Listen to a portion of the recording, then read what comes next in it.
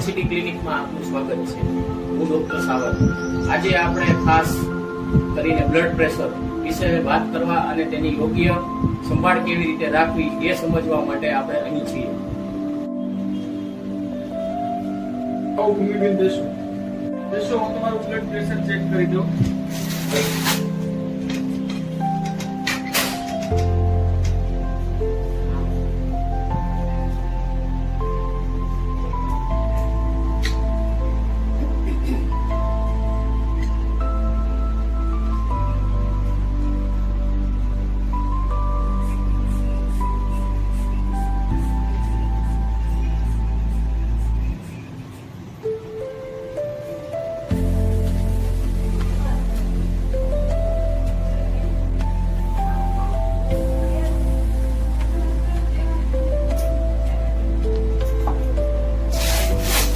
સાહેબ, આમનું બીપી તો 160 આવે છે.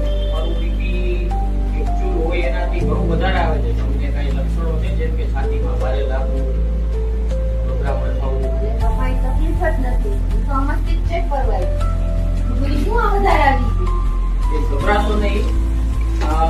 બીપી જનરલી કેવું હોય છે, મોટા ભાગના કિસ્સામાં બીપીના કોઈ પણ બ્લડ પ્રેશરના કોઈ પણ પ્રકારના લક્ષણો હોતા નથી, એટલે તો એને સાયલેન્ટ કિલર કહેવાય છે. તો એમાં થોડું ઘણું ધ્યાન ને એવું રાખવાનું હોય છે. હું તમને અત્યારે દવા ગોળી લખી આપું છું.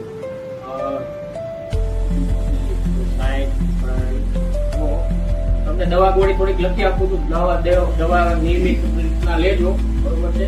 અને થોડું ઘણું ધ્યાન રાખવાનું છે. એ પછી સમજાવશે આપણા કાઉન્સેલર બેન છે કે શું શું ધ્યાન રાખવું, શું ખાવું પીવું, એ બધું. દવા એક નિયમિત તમારે જે પ્રમાણે આમાં લખેલી છે એ દવા સમજી લેજો. એ પ્રમાણે બધી દવા લેવાની રાખો.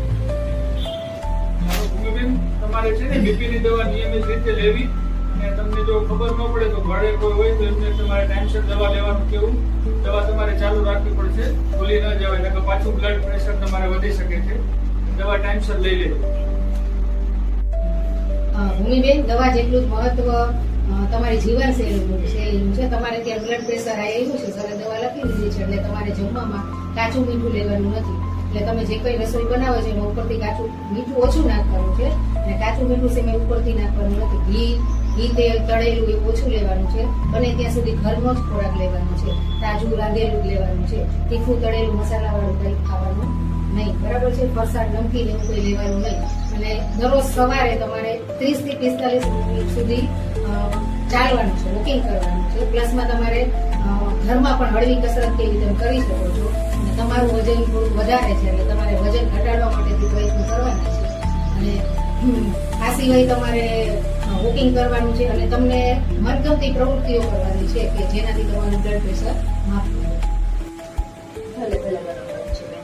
આ બધી વાતનું ધ્યાન રાખવું. આ બધી વાત મને કઈ ખબર જ નહોતી. તમારે ફરીથી આવતા મહિને તપાસ કરવા આવવું પડશે. અને જે દવાઓ લખીને અમે આપી છે બધી નિયમિતપણે લો.